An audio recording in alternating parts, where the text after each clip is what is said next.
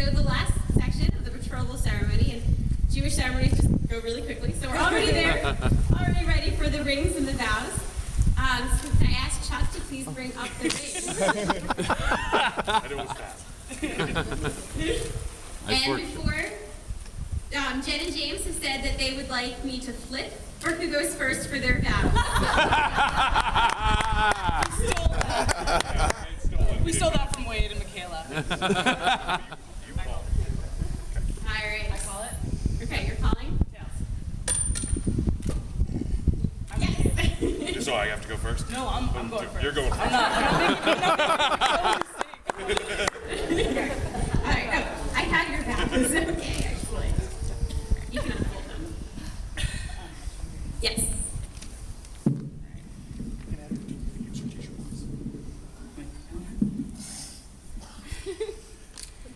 Here goes. A vaguely inappropriate set of vows, but really, what else would anyone expect as I married James Edward Stahl here, today, in California, in front of lots of people we like. Shortly after we moved to Utah, James and I had an argument over breakfast at a local eatery. The argument, in some ways a perfect representation of our relationship, was about whether Avril Lavigne had traded up or down after divorcing that dude from Sum 41 and marrying that other dude from Nickelback. The argument was heated, and it sparked substantial debate well through 2013 about the worst bands from the 1990s.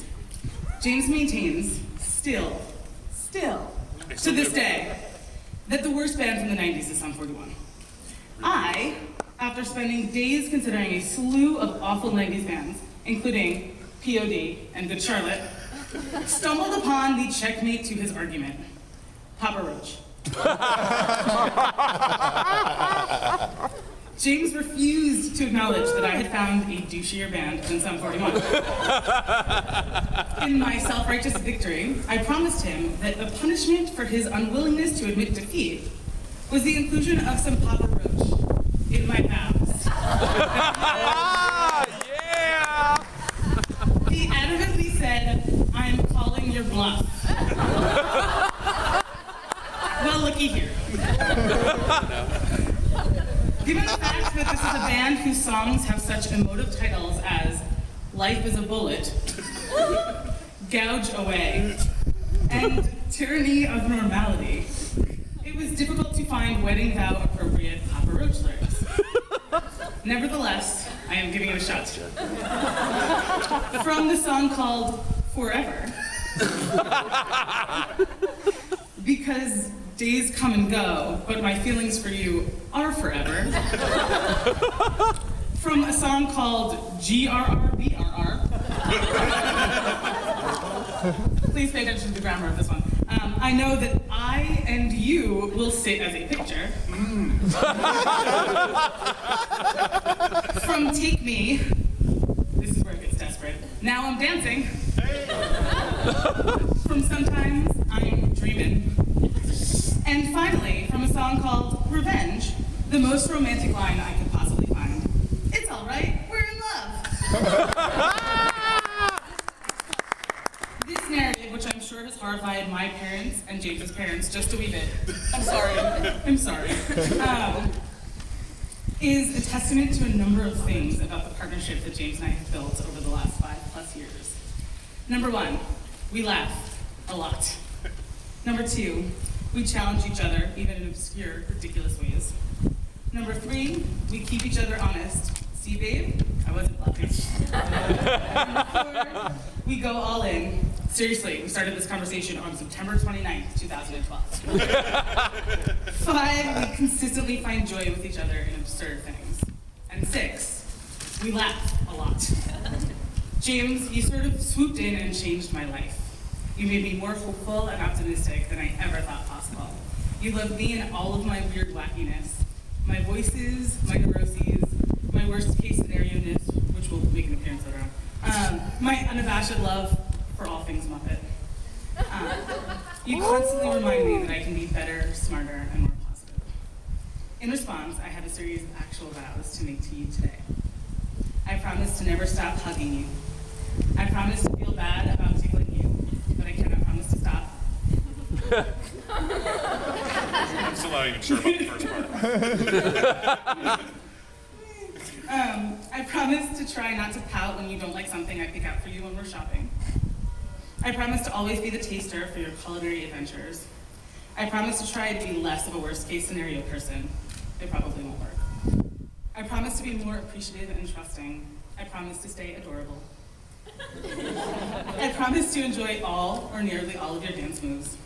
I promise to not get mad at you when you accidentally eat the last bite of something delicious. I promise to love you more than I love teacup pigs and fainting goats, and more than you love cheese and playoff hockey. I promise to be your partner always. I love you always.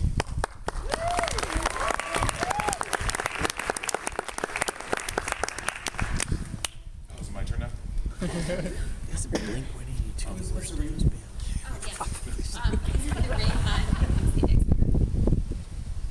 and just not all the way back. Okay. And now I go. And now you go. Okay. That was easier. Okay, here we go. My vows are untitled. When we first met, I had awesome hair. A wild, cult-like mane, constantly wisping in the mountain breeze as if I was on the cover of a romance novel. It's not entirely surprising that you fell in love with that hair first. And the rest of me later. The rest of me was a bit of a work in progress. A lot of good ideas, but no real thesis. Plenty of holes in my shirts, and without a job. When we first met, you made fun of the amount of times I had to pee. 6 times 5 hours. But we talked for hours about just about everything, without any fear of offense, so you can completely understand why I misread the initial situation. The situation being you putting your head on my shoulder as we rode the subway together later on that night. I thought you were showing affection when you were merely tired and content to fall asleep on what was essentially a stranger's shoulder. Unsure of whether you'd actually go out with me or not again. Luckily, there was a second date, a third, a billionth, and now we're here. And that's awesome. I promised you last week that I would explain to you exactly what the phrase, "I love all of you" means. To do this, I'm going to reveal a story.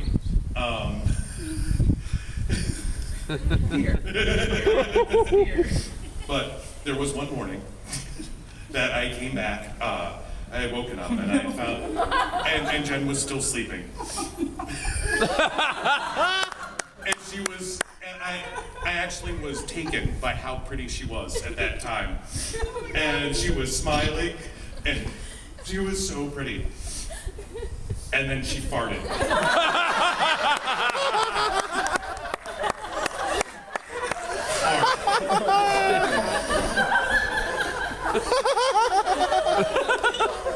I love somehow you don't believe this, but it's true. I do love all of you. You, who's cute as a button, easily excitable, and deeply cares about everything from your family and friends to the baby puppies you find on the internet. Just as I love all of you. The you that doesn't really like how people drive. The you that doesn't understand why you don't text someone the phrase, just, "I've been hit by a car." When you're fine. And especially the you who once mistook intense gas for being pregnant. I blame TLC. Yes, she's not allowed to watch that show anymore. I love all of you because I get all of you. There's not a part I don't see. I don't get artifice, I don't get masks. I get you. I get all of you. What's especially incredible is that the more I saw of you, the more you wanted to see of me. And let's be honest, I'm a stone cold weirdo. My bizarre voices, my comic book dorkiness, my predilection for socks and ties that can potentially lead to full-on dandiness. You get Like this far away. you get all of me. And at some point, you never run away. You wanted more. You actually wanted that weirdo blossom to grow.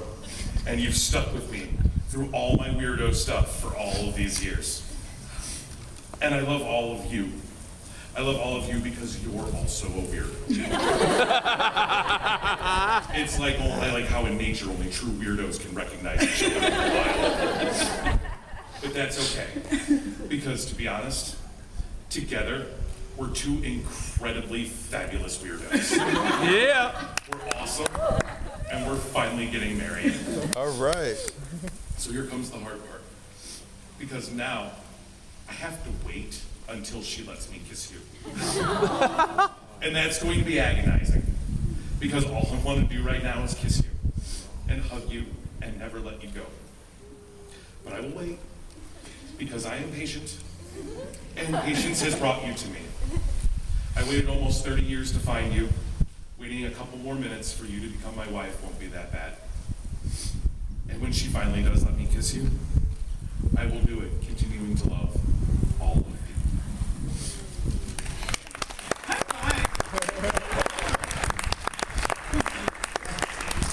Really good. Actually, so according to Judaism, technically you're married, but you still have to wait at this point. Just to torture you a little bit. So now that they have exchanged the rings, we're moving from